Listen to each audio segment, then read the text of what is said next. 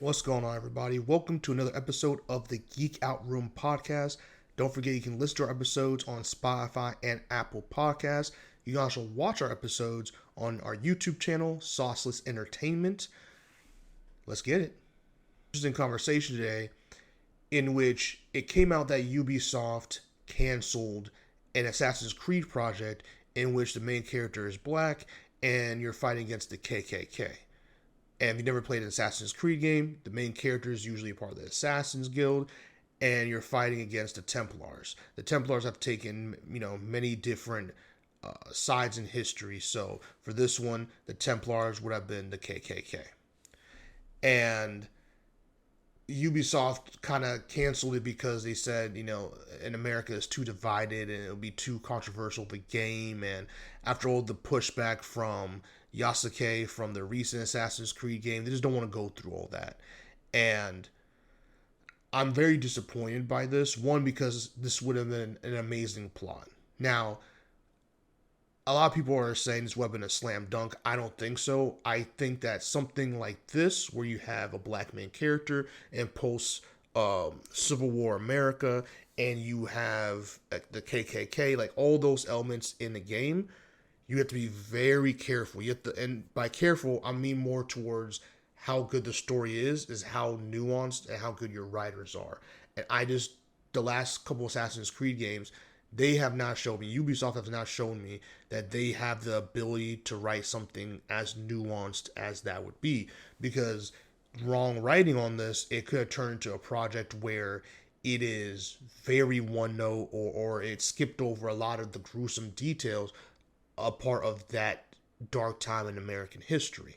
So you need writers that really know what they're talking about and really good at writing dialogue, because you can't you if you're going to write a story like this, you have to make sure you go all the way in and really pull no punches.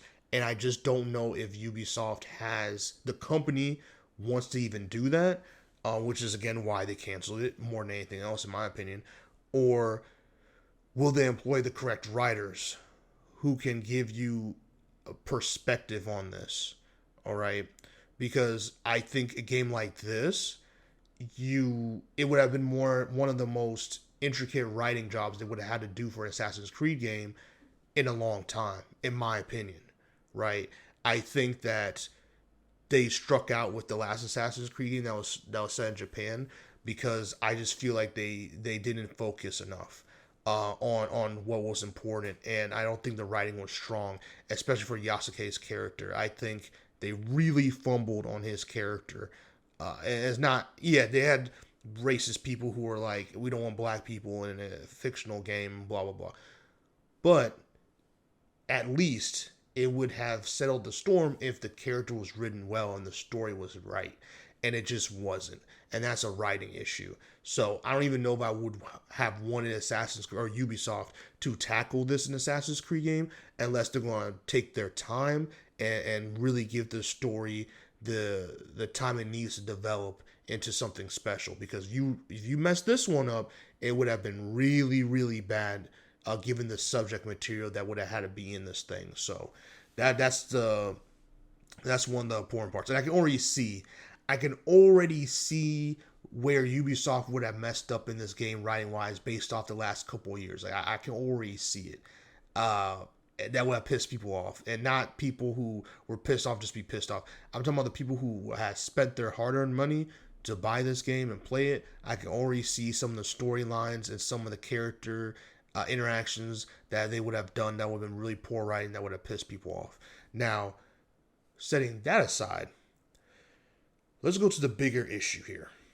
And it's, excuse me, we're in a climate where we have made it really hard for people in media or in the creative arts, really, to express themselves with interesting stories that are a commentary on something, whether it's socially or politically or humanitarian, even looking back on real documented historical events. It's such a weird climate in terms of that. Okay, because honestly, this type of premise, if this was 2010, they would have made this game, no problem. This was like 2007 to like 2015. This would have been made. This is a type of video game that easily would have been made. Okay, there's no reason for it not to be. I don't think it's a controversial video game. I think that the history, the time period, the history in which this game would be covering, or the historical time this game would have been covering, would have pissed off a certain group of people, obviously. But majority of people would have loved this game, and I think that it would have been another staple in this franchise's history. All right, there used to be a time where video games did not shy away. Video games or movies or TV shows did not shy away from heavy subject material. You trusted your directors, you trusted your actors, you trusted the writing team, you trusted them to make it so you can deliver a strong, poignant message while it's still being funny if it was delivered like in a sitcom, right? Or not make it too cheesy or too overly dramatic if it was in a drama movie or something where it's like you want to deliver a point but make it on point for what the character is doing and stuff like that. Like there's so many intricate ways into writing. This shit's not easy. I'm not saying it is. It is not easy at all. But it would have been done. It would have been at least attempted. And now we're in an era where, Jimmy Kimmel will take him off the air, right, for what he said. And the fact that he didn't even say what they say he said, but they misconstrued it and twisted it to make it seem like he said something to justify taking him off the air, right? We just live in such a touchy climate. I don't want to say per se sensitive, but a touchy climate where the people who have the highest authority is reaching, or not even reaching, overreaching, and getting people fired or costing people jobs or millions of dollars. And when that's the situation, if you're a video game company, why would you want to take a risk on this? Because you remember, this is going to take a long time to make. This isn't something that can be made in 6 months and then boom, it's here. This is something that would have taken a lot of man hours, and you have to carefully develop it over time.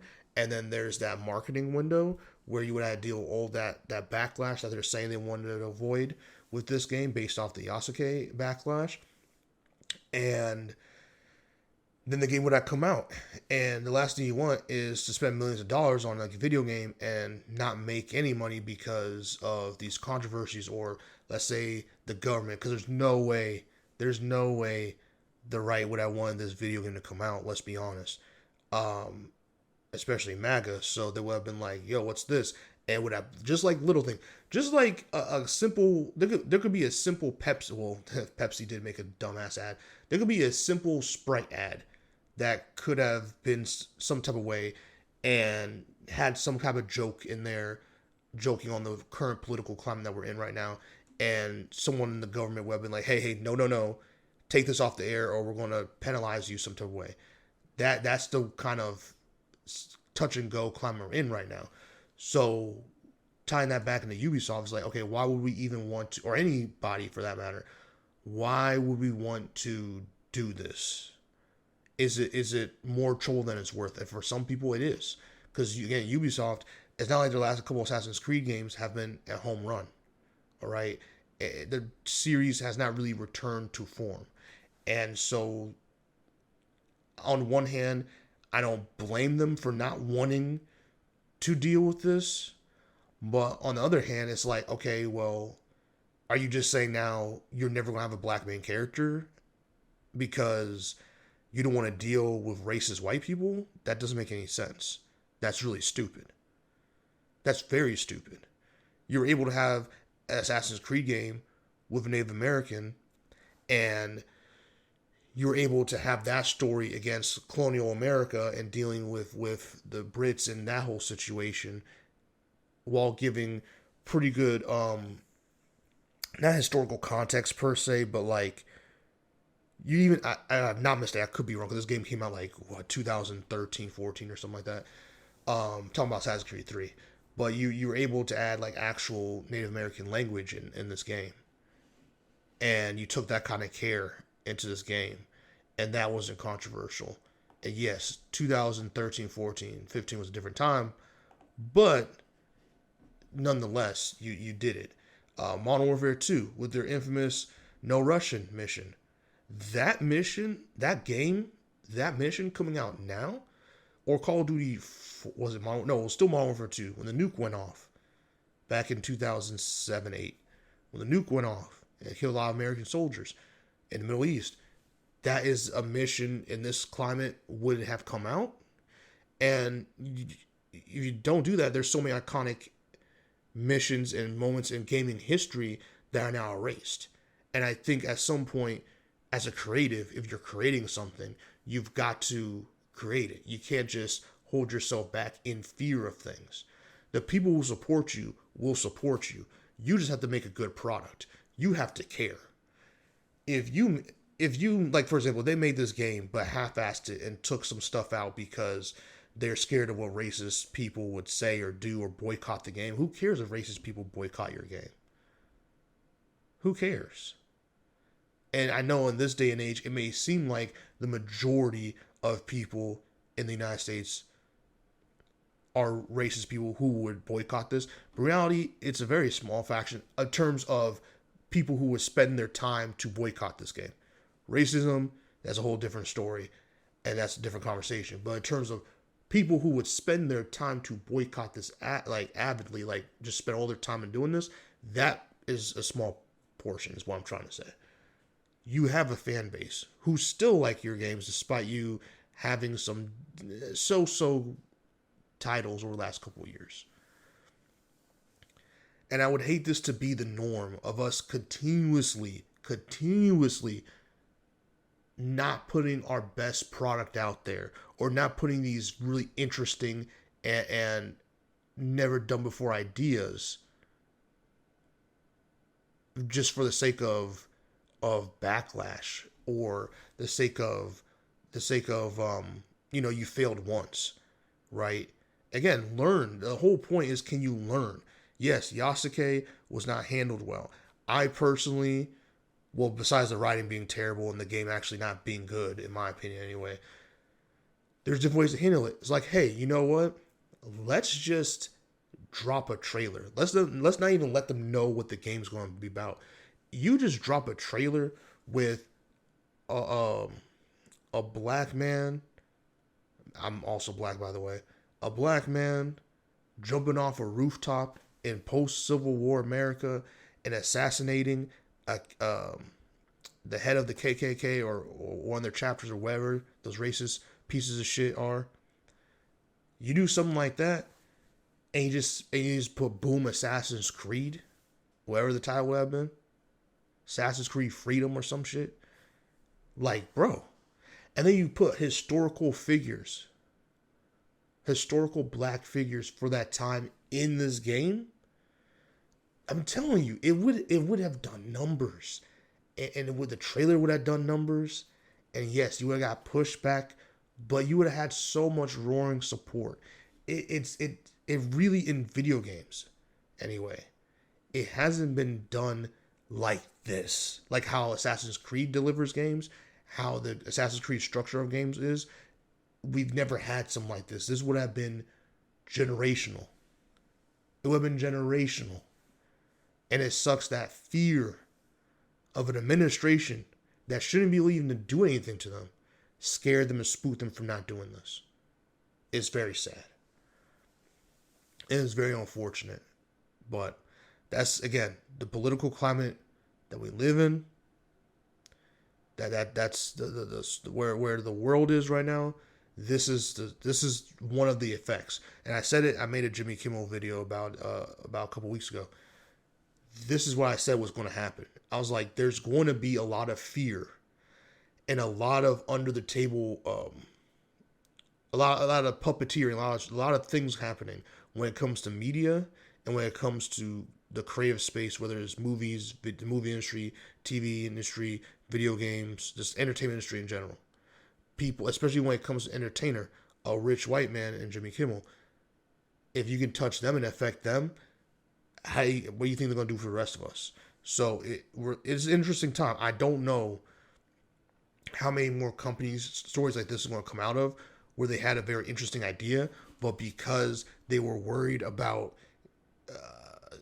whatever, they're worried about an administration, this administration in particular, and the FCC and all this other stuff, they were scared to really put their all into games and give or in entertainment in general and give us lackluster after lackluster title or stories is going to affect them way more than it's going to affect the administration and the racist people who want to spend their time, their free time arguing on the internet.